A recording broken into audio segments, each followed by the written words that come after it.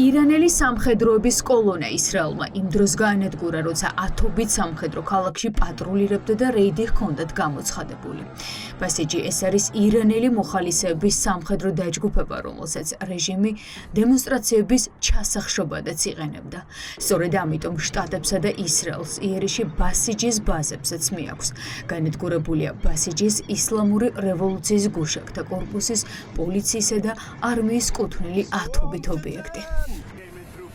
ჩვენ მათ იმაზე ძლიერად დავარტყით, ვიდრე ისტორიის განმავლობაში პრაქტიკულად ნებისმიერ ქვეყანას დაურტყავს და ჯერ ეს დასრულებული არ არის. კიდევ ერთი რამ, ჩვენ შეგვიძლია დავარტყათ თეირანის იმ ნაწილებსა და სხვა ადგილებს, რომელთა აღდგენაც მათთვის თითქმის შეუძლებელი გახდება. ჩვენ კი ეს არ გვსურს. ჩვენ შეგვიძლია მათი ელექტროენერგიის სიმძლავრეები 1 საათში დავშალოთ. მათ კი მის აღსადგენად 25 წელი დასჭირდებათ. ასე რომ იდეალურ შემთხვევაში ჩვენ ამის გაკეთებას არ ვაპირებთ. ისინი პრაქტიკულად დამარცხების ზღვარზე არიან. ეს არ ნიშნავს, რომ ჩვენ მას დაუყოვნებლივ დავასრულებთ. აიათოლების რეჟიმს დონალდ ტრამპი ენერგოსისტემების განადგურებით ემუქრება, რაც ირანის რეჟიმს აღდგენის შესაძლებლობას აღარასდროს მისცემს. შტატების პრეზიდენტის მუქარის საპასუხოდ ირანმა სპარსეთის ყურეში ამერიკული კომპანიის გემი დაბომბა. ტანკერი, რომელსაც ნავთობი გადაჰქონდა, ცეცხლის ალშია გახვეული. დაიღუპა ეკიპაჟის ერთი წევრი. ჰორმუზის სრუტის ჩაკეტვამ და ამერიკის ოპერაციამ ირანში მსოფლიო ეკონომიკური ბაზარი ჩამოშლის ზღვარზე დააყენა. ბაზარზე ნავთობის ფასი ასეთი მერყევი არასდროს ყოფილა. ბოლო 24 საათში ერთი ბარელი ნავთობის ფასმა $100 გადააჭარბა. ანალიტიკოსები ამბობენ, რომ ეკონომიკური ბაზარი სამხედრო კონფლიქტს გრძელვადიანად აღიქვამს. Yeah, I think this is pretty worrying. დიახ, ვფიქრობ, ეს საკმაოდ შემაშფოთებელია. ბევრი მსჯელობა იმის შესახებ, თუ რატომ არ ჰქონდა 400 მილიონი ბარელი ნავთობის გამოთავისუფლებას უფრო დიდი გავლენა. ასეთი მოცულობის რეზერვების გამოთავისუფლების ფონზე ნავთობის ფასების მკვეთრი ზრდა მაინც საგანგაშოა.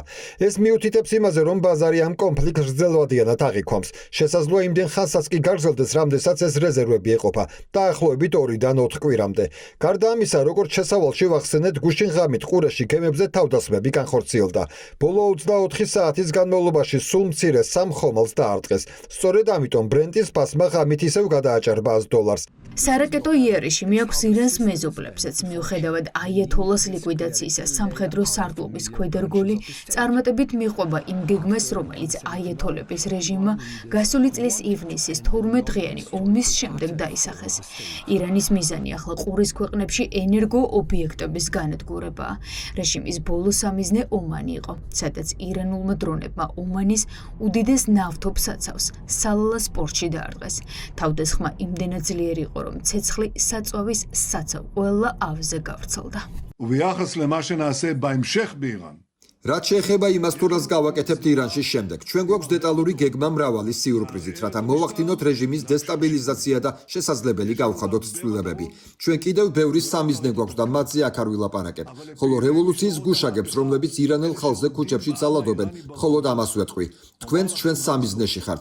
მათ ვინც იარაღს დაყრის, ზიანი არ მიადგებათ, ხოლო მათ ვინც ამას არ გააკეთებს, საკუთარ თავს დააბრალონ.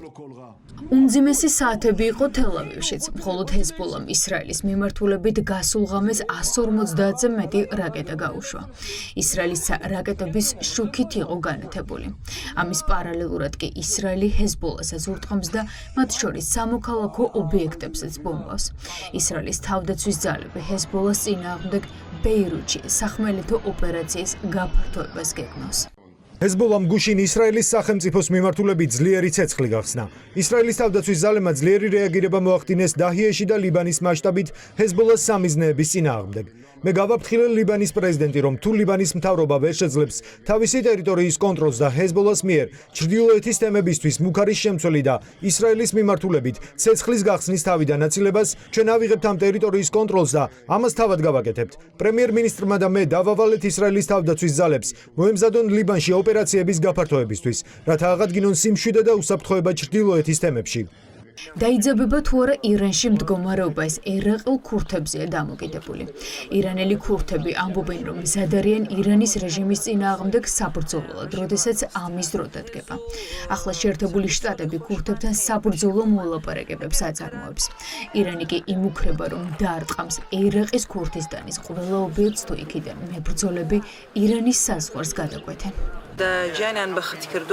რაც შეეხება ამჟამინდელ ეტაპს, სახმელეთო თავდასხმის დაწყება მიზანშეწონილად არ მიიჩნიეს, რის გამოც ეს არ მომხდარა, მაგრამ როდესაც დრო მოვა, ჩვენ აუცილებლად დაუბრუნდებით და მთელი ჩვენი ძალით დაუპირისპირდებით რეჟიმს. თუ რომელიმე გარე მხარე დახმარებას მოგვინდომებს, ძალიან მადლობელი ვიქნებით, რადგან 47 წელი არავინ დაგხმარებია მაშინ, როდესაც ჩვენ რეჟიმის წინააღმდეგ ბრძოლას ვაგრძელებდით. ჩვენ ამას გავაგრძელებთ. ჩვენი დევიზია რომ არ შევწყვეტ ბრძოლას რეჟიმის დამხობამდე. შეერთებული შტატები ირანში ოპერაციის ფარგლებში რეჟიმის სამხედრო შესაძლებლობებს ანადგურებს. თუმცა გოგონათა სკოლის დაბომბვის ეპიზოდი შტატების რეპუტაციას მძიმე ზიანს აყენებს. ახლა ამერიკული CIA იძიებს, რატომ ჩამოვარდა ამერიკული რაკეტა სკოლაში, რომელსაც სულ მცირე 175 ადამიანი ემსხვერპლა. უმეტესობა კი ბავშვი იყო. გამოძიებაზე დაყრდნობით New York Times წერს, რომ სკოლის შენობაზე დარტყმა შეერთებული შტატების სამხედროების მიერ დაშვებული შეცდომის შედეგი იყო. წინასწარი გამოძიების შედეგად შტატების სამხედროები დარტყმებს ახორციელებდნენ მიმდებარე ირანულ სამხედრო ბაზაზე, რომლის ნაწილიც ადრე სკოლის შენობა იყო. შეცდომას ვერც ტრამპის გუნდი უარყოფს. მე ვფიქრობ, რომ ეს ტრაგედიაა. რა თქმა უნდა, ეს ტრაგედიაა და პენტაგონი გამოიძიებს ამას. ვფიქრობ, ისინი აღიარებენ, რომ ეს იყო საშინელი შეცდომა, რომელიც მოძველებულ სადაზვერვო მონაცემებს ეფუძნებოდა. შედეგი არ არის იგივე მორალური თვალსაზრისით და სწორედ აქ ცდება მედიის ნაწილი. მაგალითად New York Times-ი. ისინი ცდილობენ შექმნან ნარატივი, თითქოს ჩვენც ისეთივე ბოროტები ვართ, როგორიც ისინი. ან თითქოს ყველაფერი კონტროლიდან გამოვიდა. ეს ასე არ არის. ჩვენ შევცდით. ეს საშინელი შეცდომაა და ამისთვის პასუხისმგებლობა უნდა ავიღოთ, მაგრამ ეს არ ცვლის იმ ფაქტს, რომ ჩვენი მიზნები ლეგიტიმური იყო.